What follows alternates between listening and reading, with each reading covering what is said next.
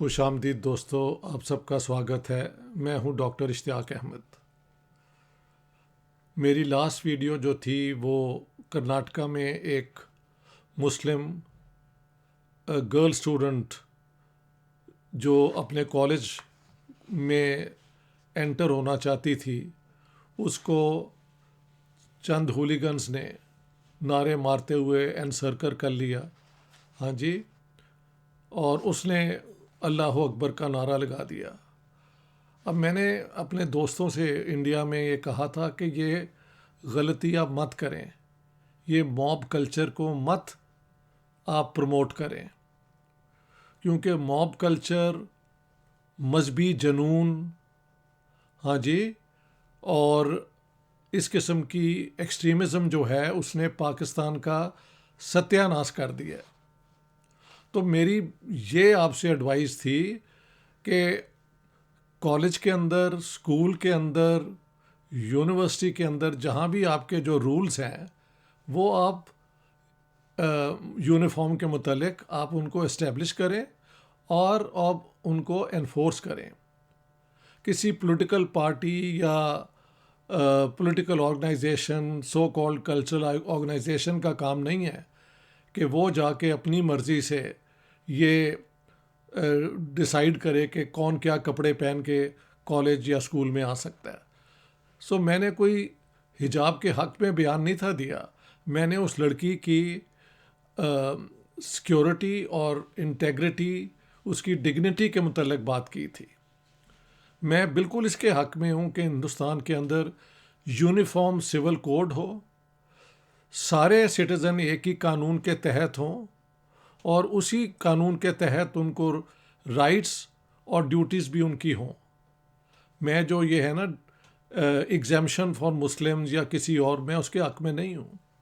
47 में मुसलमानों को पर्सनल लॉ की जो एग्जेम्पशन मिली थी, उसकी बैकग्राउंड ये थी कि क्योंकि मुस्लिम लीग मुसलमानों को ऑर्गेनाइज़ कर रही थी, तो जो मुसलमान कांग्रेस के सपोर्ट में आ रहे थे उन्होंने कहा था कि जी आप ये जो है ना फंडामेंटल राइट्स को वेस्टर्न फ़लसफ़े पे ना बेस करें, आप जो माइनॉरिटीज़ की जो राइट्स हैं पर्सनल लॉ उनको टच ना करें। तो इन गुड फेथ 1931 के एक रेजोल्यूशन में कांग्रेस ने ये एक्सेप्ट किया था, लेकिन साथ साथ उम्मीद ये थी कि जिस तरह बाकी लोग तरक्की करेंगे तो मुसलमान भी इस किस्म के पुराने कानून जो है बदल के, तो एक यूनिफॉर्म सिविल कोड ये इंडियन कॉन्स्टिट्यूशन में है भी, ठीक है। So that was the background. मैं डिस्क्रिमिनेटरी लॉज के ख़िलाफ़ हूँ मैं, लेकिन जो लॉज यूनिवर्सल हैं और सबको इंक्लूड करते हैं, एक ही जैसे राइट्स देते हैं, एक ही जैसी ड्यूटीज़ देते हैं, उनके मैं हक़ में हूँ। तो I think the government of India should not resort to these strange side issues, कभी CAA या वटेवर ये ले आते हैं, कभी कुछ। देखें, आपने मुसलमानों वो क्या कहते हैं, राम टेम्पल के ऊपर जो भी फैसला हुआ, whether the Muslims liked it और नॉट, उन्होंने कोई एजिटेशन नहीं की। तो ये हुकूमत की कामयाबी थी ना। दूसरा, जब इन्होंने सेक्शन वो आर्टिकल 370 डिसमिस किया है, एब्रोगेट किया है और कश्मीर को इंटीग्रेट कर लिया बाकी हिंदुस्तान के मुताबिक, बाकी स्टेट्स के मुताबिक, तब भी कोई मुसलमानों की एजिटेशन में नहीं हुई, बल्कि मौलाना महमूद मदनी को मैंने ख़ुद कहते सुना है कि कश्मीर हिंदुस्तान का अटूट अंग है और वो इस मूव को सपोर्ट करते हैं। इतनी ज़्यादा सपोर्ट आपको मिलने के बाद फिर आपने वो डिस्क्रिमिनेटरी लॉ इंक्लूड कर दी कि सारों को असाइलम सीख कर सकते हैं सिवाय मुसलमानों के। देयर वाज नो नीड, क्योंकि असाइलम का राइट हमेशा स्टेट देती है, विदाउट डिक्लेयरिंग इट आप जो मर्ज़ी पॉलिसी इख्तियार करते। सो तब भी मैंने, जो मेरे चंद दोस्त पढ़े लिखे कुछ डिप्लोमेट हैं जो BJP के सपोर्टर हैं, उनको मैंने कन्विंस किया कि बजाय इस किस्म के कानून के, अगर BJP ये दो चीज़ों पे मुसलमान साथ ही रहे हैं ना, आप यूनिफॉर्म सिविल कोड ले आएँ। ट्रिपल तलाक और ये वो करने के बाद I don't think that was so important. You come directly to the main thing. All Indians, irrespective of their religion, caste, whatever, are subject to the same constitution, the same laws which apply universally. They are inclusive. तो ये थी मेरी अपना my protest was against the public harassment, intimidation of a single Muslim woman going to college. और ये कहीं भी अगर होगा तो हम प्रोटेस्ट करेंगे. तो आई होप दैट एक्सप्लेन्स कि मैंने ये स्टैंड क्यों लिया था. कुछ लोगों ने कहा कि नहीं जी ये जो है ये क्या कहते हैं यार हिजाब, इसका तो इस्लाम में भी कोई नहीं है, ये बाद में एक्वायर किया. मैंने लिखा भी है कि ओरिजिनल सोर्सेज में हिजाब का कोई जिक्र नहीं है, बाद में ये एक्वायर किया गया और ये उसका मुस्लिम सोसाइटीज़ का हिस्सा बन गया. राजस्थान में और नॉर्दर्न इंडिया में हिंदुओं ने भी पर्दे को अडॉप्ट कर लिया. हाँ जी, कल्चरल रीज़न भी हो सकता है ये कि हमलावर आते थे तो लड़कियों को उठा के ले जाते थे, तो इसके पीछे एक डर भी है ना इस किस्म की चीज़ों के इस्तेमाल का. आप एक फ्री सोसाइटी बनाएं जिसमें सब लोग आज़ाद हों. अच्छा, एक और बात भी है, ये भी मुझे पता है कि मेरी पाकिस्तान के अंदर जब मैंने 5-6 साल पढ़ाया है, ख़ास तौर पे गवर्नमेंट कॉलेज यूनिवर्सिटी में, तो M.Phil की मैं क्लासेस पढ़ा रहा था, तो कई लड़कियां जो हैं वो घर से बुर्का पहन के आती थीं लेकिन कैंपस पे आके उतार देती थीं. तो मैंने उनसे पूछा, उन्होंने कहा सर आप क्या पूछते हैं, अपने मोहल्ले से अगर हम बुर्का पहन के ना निकलें तो हमारे पे वो तंजिया रिमार्क्स कसे जाते हैं, हमारा मजाक उड़ाया जाता है. तो जब हम कैंपस में आ जाते हैं तब हम आज़ाद हैं. तो कई जगह जो है ना मोहल्ले का कल्चर वो इतना ऑप्रेसिव होता है कि फैमिलीज़ भी मजबूर होती हैं कि वो बुर्का जो है या हिजाब जो है इस्तेमाल करें. So my plea was look at the difficulties of this young woman trying to get an education and let her get the education she wants to get. उसके पीछे कहते हैं इस्लामिक ऑर्गेनाइजेशंस हैं, ये उसकी मेंबर है. That may all be very true, but still it does not justify कि आप उसको अकेली को घेराव डाल के तो इस किस्म के नारे लगाने शुरू कर दें उसके खिलाफ. So under no circumstance is mob pressure, mob intimidation acceptable. अब हम आते हैं कि पाकिस्तान में क्या हुआ है. देखें, पाकिस्तान में एवरी नाउ एंड देन किसी बंदे को ब्लेस्फेमी के इल्ज़ाम पे पकड़ के तो मार देते हैं या पुलिस उसको उसके ख़िलाफ़ केस शुरू कर देते हैं. ये बहुत देर से हो रहा है. ब्लेस्फेमी का मतलब क्या है कि कोई कानून है कि अगर आप इशारे से, अगर आप कोई फिगर बना के या ज़ुबान से बोल के या लिख के मज़हब के ख़िलाफ़ बोलें. हाँ जी, ख़ास तौर पे इस्लाम, मैंने किसी और मज़हब की बात कभी नहीं सुनी.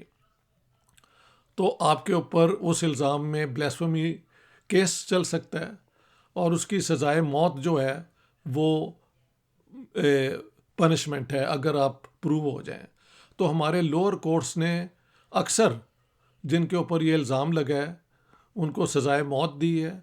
बाद में सारी दुनिया में शोर मचा और पाकिस्तान के ह्यूमन राइट्स ऑर्गेनाइजेशंस ने भी अपना इस पे प्रोटेस्ट किया.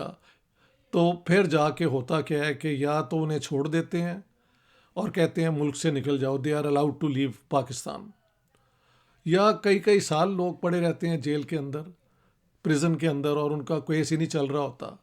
तो ये जब से ये ब्लेस्फेमी लॉ आई है उसके बुनियाद पे बहुत जुल्म हुआ है पाकिस्तान के अंदर.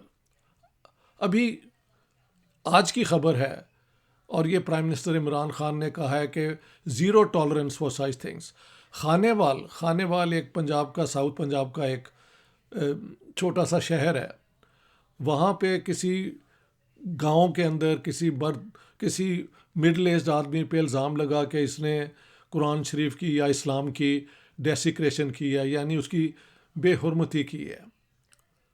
तो उसको गांव वालों ने, मोहल्ले वालों ने, जो भी वो लोग थे, उन्होंने पकड़ लिया और उसको वो मारने वाले थे कि पुलिस पहुंच गई। पुलिस ने उस बंदे को भी अरेस्ट कर लिया, लेकिन उसको बचाने की भी कोशिश की, तो पुलिस के पीछे भी ये पड़ गए और उनको मारा। हाँ जी। फिर पुलिस वहाँ से भाग गई। ये एफआईआर की रिपोर्ट जो है मैंने पढ़ी है पूरी, जो पुलिस ऑफिसर्स ने दर्ज की है, वहाँ पे ये सारा कुछ लिखा हुआ है। और फिर उसको रॉड्स के साथ, ईंटों के साथ, डंडों के साथ बांध के तो उसे मार दिया उस बंदे को। तो मुझे इंडिया से जो मेरे पे क्रिटिसिज्म हुआ है कि हम तो सिर्फ नारे लगा रहे थे, आपके यहाँ तो लोग कानून अपने हाथ में लेके दूसरे लोगों को कत्ल भी कर देते हैं। तो मेरा यहाँ पे है कि मैं तो हमेशा बोलता हूँ, मैं नहीं बोलता, पाकिस्तान में कई लोग जो रहते हैं वो भी इस पर विदाउट रिजर्वेशन कंडेम करते हैं। तो देखें, ये बहुत बड़ा जुल्म है। हिंदुस्तान के लोगों से मेरी इल्तिजा है, डोंट बिकम लाइक पाकिस्तान। अब यहाँ पे हमारी हुकूमत, हमारी ह्यूमन राइट्स की जो मिनिस्टर हैं शरीन मिज़ारी, उन्होंने भी बहुत कंडेम किया है। हमारे एक एनलाइटेंड मिनिस्टर हैं फवाद चौधरी, उन्होंने भी कहा है कि ये एजुकेशन पॉलिसी की ख़राबी है। अब ये बड़ी इंटरेस्टिंग बात है कि उन्होंने कहा है कि एजुकेशनल सिस्टम में ये ख़राबी है, और दूसरी तरफ इमरान खान और जो नई एजुकेशनल पॉलिसी है वो ज़्यादा इस्लाम ले आई है उसके अंदर। तो पाकिस्तान के अंदर देयर इज़ टोटल केओस। इसे कहते हैं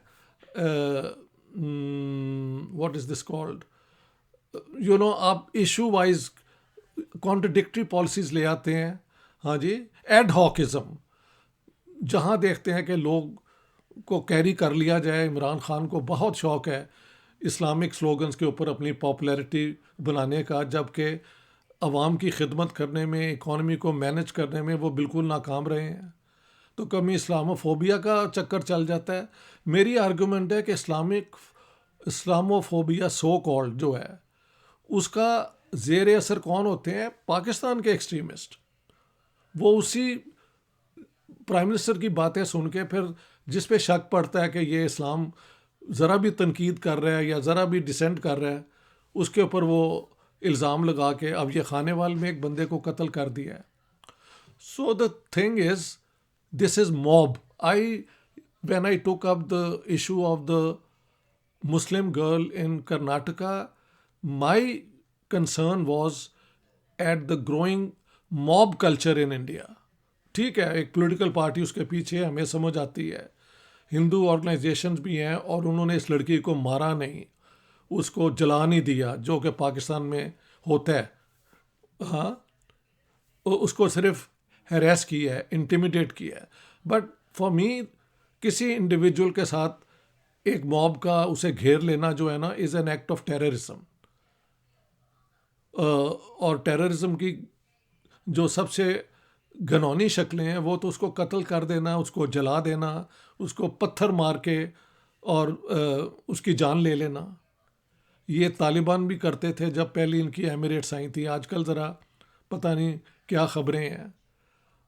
तो मैं बिल्कुल कोई वो क्या कहते हैं, हिजाब का सपोर्टर नहीं हूँ, नॉट इवन रिमोटली।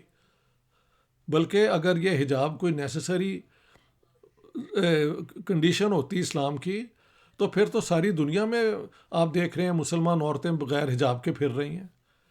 सारी central Asian republics, Turkey largely. अब तो ये एर्दोगान ने आके बदमाशी वहाँ पे शुरू कर दी है, वरना अतातुर्क ने तो आज़ाद कर दिया था।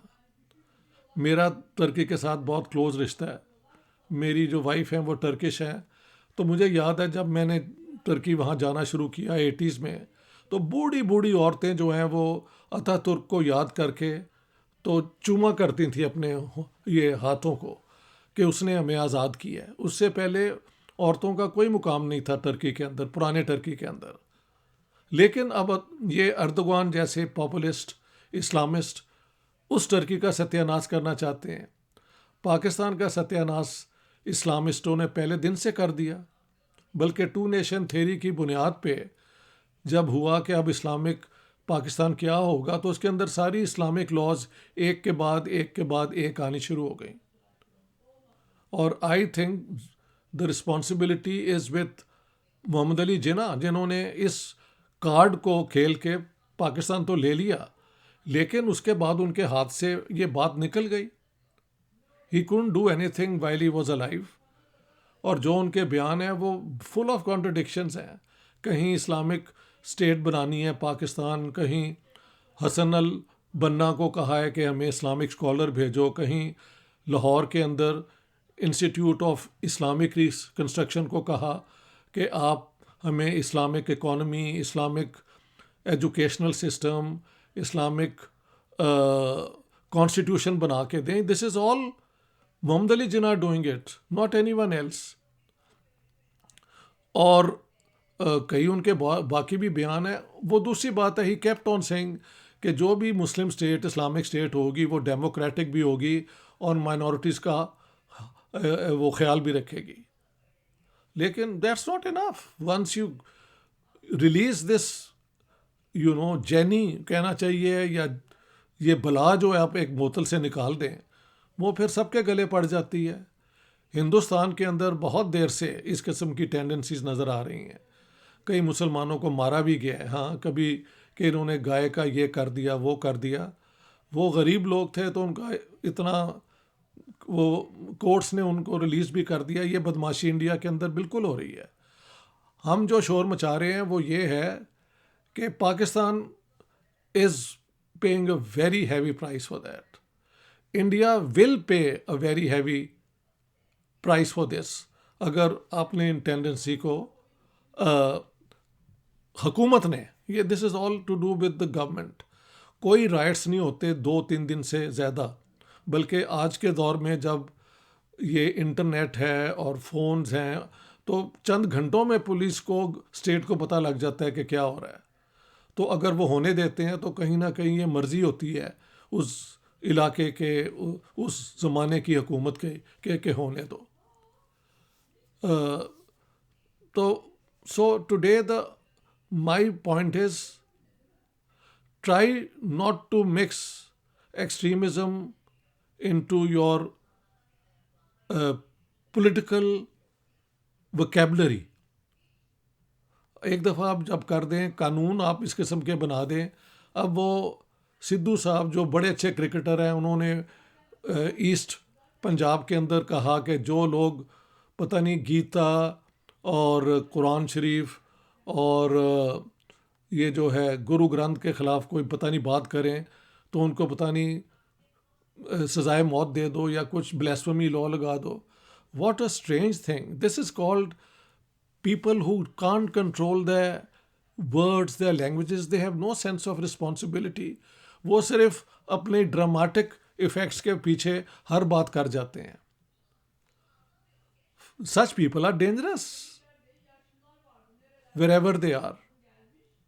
So मेहल आज दिस गॉड, क्योंकि खानेवाल में ये हुआ और मैंने उस पर भी एक पोजीशन ली है कि for me this is murder by law. आपने ऐसा कानून बनाया हुआ है कि उसको लोग हाथ में लेके, कई दफ़ा हो चुका है, कर देते हैं। बाद में ठीक है, अब सज़ाएं होंगी, मुझे यकीन है।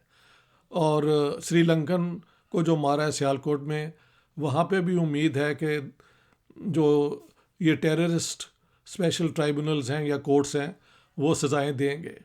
बट मेरे ख्याल से इस किस्म के कानून बनाने के बाद स्टेट और एडमिनिस्ट्रेशन बेबस हो जाती है। तो हिंदुस्तान के अंदर आप ये जो है ना, हिजाब पहनना चाहिए या नहीं पहनना चाहिए, इसको आप स्टेट के लेवल पे, कर्नाटका स्टेट और सुप्रीम कोर्ट की रूलिंग के बाद इस कानून को आप करें and go for the universal uniform civil code. Whether this is an RSS demand और BJP demand, it is also a demand which I support wholeheartedly. मैंने आरिफ मोहम्मद ख़ान साहब को भी इसके हक़ में देखा, जो कि इस्लाम के स्कॉलर भी हैं. I do not agree with some of the things he says, but I hold him in high respect, क्योंकि हिम्मत होनी चाहिए. यही अगर शाह बानो केस में सुप्रीम कोर्ट की रूलिंग को कायम रहने दिया होता तो कांग्रेस का सत्यानाश भी ना होता और बीजेपी का राइज भी ना होता. Of course I am simplifying, but simplification ही हो सकती है ना एक वीडियो के अंदर. So beware of this temptation to promote mob culture. It boomerangs, ये फिर आपको ही नुकसान पहुंचाती है. पाकिस्तान में हमने ये सारा कुछ करके अब हमारे मिनिस्टर भी रो रहे हैं, प्राइम मिनिस्टर भी कह रहा है कि zero tolerance. At the same time he goes around talking about सारी दुनिया में इस्लामोफोबिया. इंडिया के अंदर शोर मचा दिया कि वो उस लड़की का बुरके का ये व्हाट इज़ द इशू यार. How can you point a finger at India when your own record is 100 times worse in Pakistan in dealing with minorities. So let me, I hope this explanation which I offer should put to rest about my own position. I am not a supporter of hijab. Actually I believe कि हिजाब की कोई ज़रूरत नहीं है, लेकिन फिर ऐसा माहौल हो जहाँ पे लड़कियाँ विद कॉन्फिडेंस चूज़ कर सकें वो क्या कपड़े पहनना चाहती हैं. हो सकता है उसको घर से ही प्रेशर इतना डाला गया हो इस लड़की का, हु नोज़ हर स्टोरी. और अगर कोई पॉलिटिकल तंजीम है इस्लामी, उसको आप चार्ज करें कि why are you interfering with the law. अगर कॉलेज की लॉ है कि यहाँ पे ये लिबास हो सकता है, ये नहीं हो सकता, तो so I am saying Islamic extremism, Hindu extremism, Sikh extremism, कुछ भी हो, अगर आपने इंडिया को डेमोक्रेटिक, सेकुलर, इंक्लूसिव बनाना है तो आपको इन सब एक्सट्रीमिज़म्स को कर्ब करना पड़ेगा with a very determined, all out, comprehensive policy. यही मेरा मैसेज पाकिस्तान के पास है, पाकिस्तान के लिए है. बहुत बहुत शुक्रिया. Thank you very much.